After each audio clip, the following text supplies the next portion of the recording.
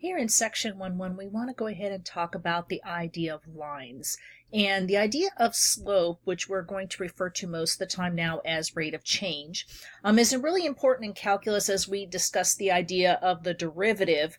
And for most of this course, we're actually going to spend most of our time studying derivatives and how they apply to business calculus. And rates of change, or the slope, is how fast a quantity is changing.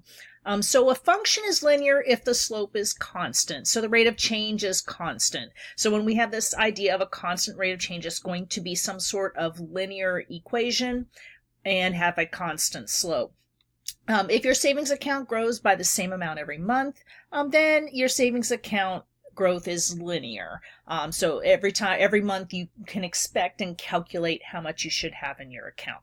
So our slope of a line we're going to go ahead and talk about and call it M, and we're also going to refer to M as also our rate of change. So M, as you all know, is the change of Y over the change of X, which in terms of the derivative is going to be called dy over dx, and we're going to talk more about that later.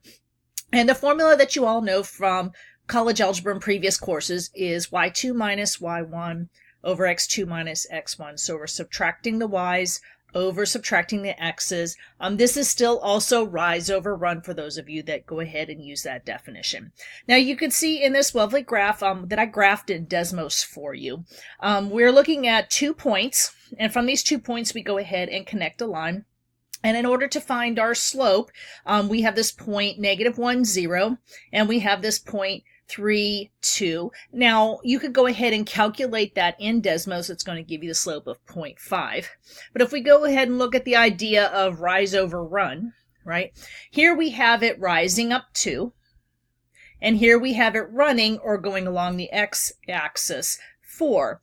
And that gives us our 2 over 4, which if we go ahead and simplify it would be 1/2, which is also 0.5. So you can go ahead and use Desmos either on your device or on your computer to go ahead and help you calculate the slope. Okay, so let's go ahead and look at a few examples. So here we have a line, 2 points. And what we want to do is we want to see if the slope is defined or not. So defined means that we don't have a 0 in the denominator of our fraction. So if we go ahead and have the point -4, -5, and -1, 2, and we go ahead and plug it into our formula, we're not going to simplify it first. And so I'm going to go ahead and use this point as my y2 and x2, and this point as my y1 and x1. So if I go ahead and plug them into the formula, remember I have a double negative going on in both the numerator and the denominator. So I got to be careful of my sign. That's going to change both the top and the bottom signs here to plus. So go ahead and plug it in first. Then worry about your signs. Then go ahead and simplify. So I'm going to go ahead. Now I have 2 plus 5 on the top because the sign changed. And I have -1 plus 4. The sign changed also here. And when I go ahead and add those together, I get 7 over 3. Now 7 over 3 is a simplified fraction. I can leave it alone. There's no need to change it into a decimal. Let's go ahead and look at a different point. So here I have 2 points. I have 8, 4. And 8, -7, and it doesn't matter which order I plug them in here. Okay, in this case, this is still going to be my x2 and y2 and my x1 and y1. If I go ahead and plug them in, look what happens to the denominator. I end up with a 0 in the denominator. This is an undefined slope. So an undefined slope, as you recall, is a vertical line that goes straight up and down that's parallel to the y-axis. Okay? And so in this case, it's too steep. We can't use this. And many times you, in college algebra, you also consider this an asymptote. And we're going to talk about that idea of asymptotes also later. But it's really important to understand when we have a slope that's undefined as opposed to a slope that we have that is 0. Okay. So equations of a line in slope-intercept form, you guys all have seen this before. This is y equals mx plus b.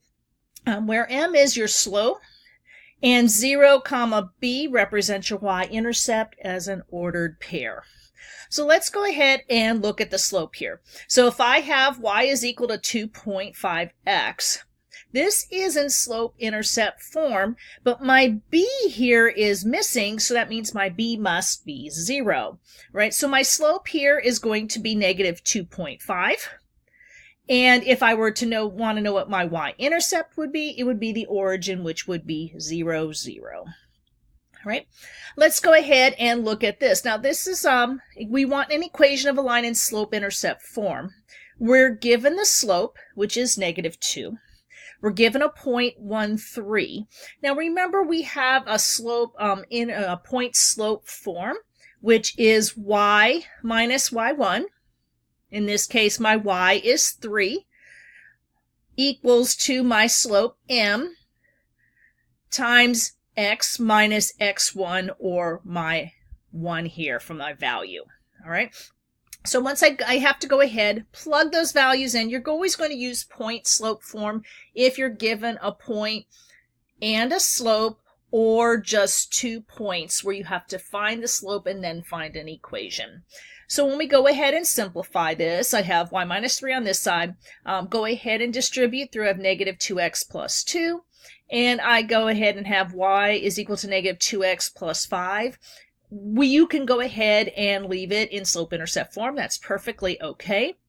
So here I could see my slope is still negative 2, which should be true because that's what they gave me. And here my y-intercept is going to be 0, 5. All right. So if I have these 2 points here, 4, 2 and 1, 3, and I want to go ahead and find the equation of a line, the first thing I have to do is find the slope. So when I go ahead and plug those into the equation, I'm not showing the work here at this point, my slope is equal to negative 1 over 3. All right. Now I can go ahead, in order to use the point slope form, I could use either of these 2 points along with my slope. It should not make a difference. In this case, I'm going to go ahead and use 1, 3. And if I go ahead and plug it in, I have to go ahead and distribute through a fraction. That's okay. It's no big deal. And I end up with negative 1/3 x plus 1/3 on this side, because this negative and this negative causes it to go ahead and have a sign change. So be careful of your signs. And when I go ahead and add the 3 to both sides, I do have to add my fractions. Your calculator will help you with that. And I end up with 10 over 3, and it's perfectly okay to leave it as a simplified fraction. There's no need to go ahead and change that to any kind of decimal value. All right, so now let's look at some applications, like why are we even doing this and how does it relate to the course? All right. So here we have, in 1992, there were 41,308 shopping centers in a certain country.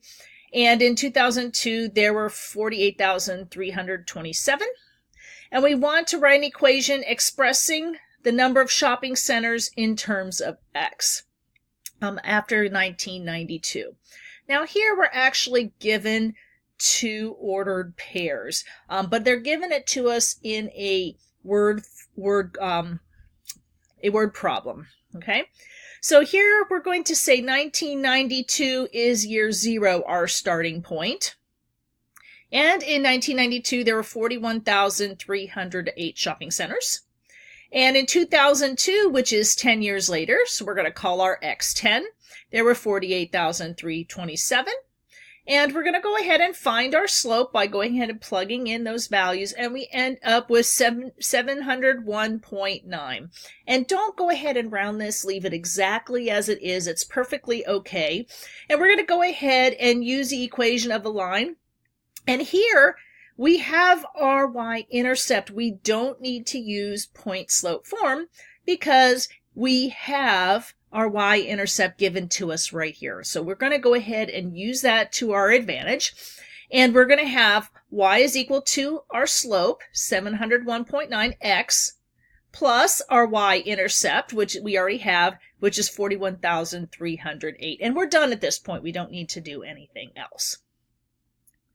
All right, if we go ahead and look at another problem, to achieve the maximum benefit of a heart when exercising, your heart rate in beats per minute should be at the target rate zone. So the lower limit is found by taking 70% of the difference between 220 and your age. So we have to subtract our age from 220.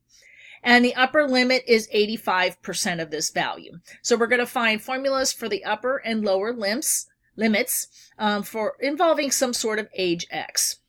Right, so our upper limit is our 85% times 220 minus whatever our age is. And this gives us an equation of 187 minus 0.85x. So from here, we could go ahead and plug in any age value and find out what our upper limit is. For our lower limit, it's 70% times 220 minus x, whatever our value of age is. And we end up with 154 minus 0.7x. So we could go ahead and plug any age in these two equations and go ahead and find our upper and lower heart rate limits. So we're going to go ahead and look at what is the heart rate for a 20-year-old and a 40-year-old. Okay. Well, if we go ahead and plug 20 into both of these equations, we get from 140 to 170 beats per minute. Not too bad.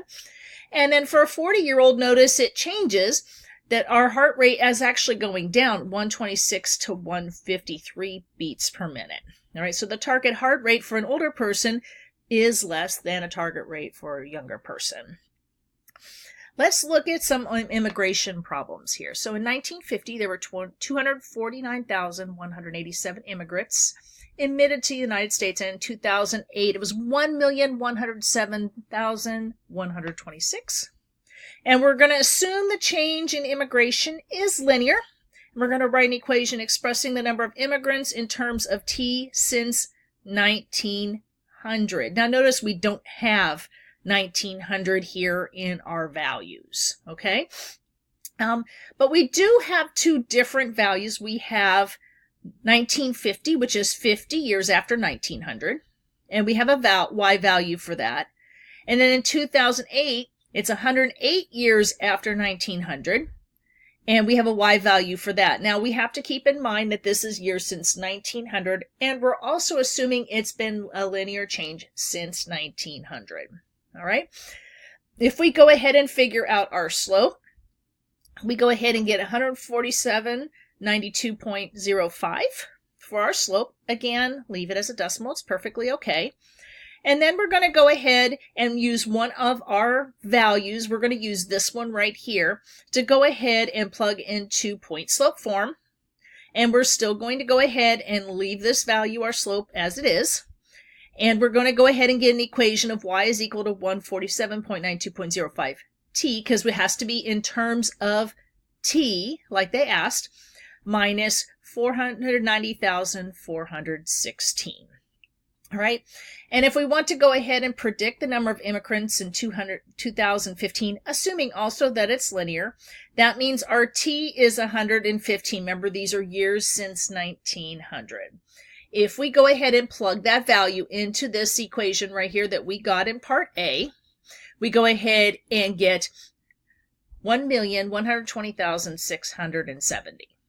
Okay. If we're considering the y-intercept as the answer to A, we want to discuss the validity of using this equation to model immigrants throughout the 20th century. Okay?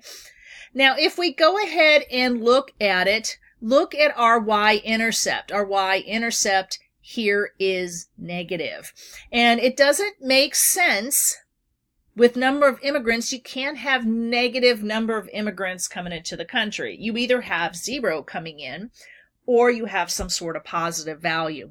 So this does not make sense, since we only have 2 data points and we're considering it linear, to go ahead and model immigrants throughout the 20th century, starting with the year 1900. All right.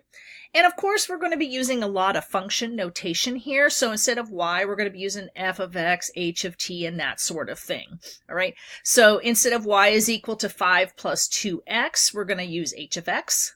Or you go ahead and have h of 3, which means we're going to go ahead and evaluate x at 3. And we're going to go ahead and use that all the time throughout this. So if we have f of x is this, we find f of negative 2. This means we go ahead and take negative 2, plug it into our equation, and come up with a single value. All right. If we go ahead and have f of t, then we're just going to go ahead and plug t in for x, and we're just going to have the same expression, but instead of x, we have t. And then if we have something like this, x plus h. That means wherever there's an x, we're going to plug in x plus h.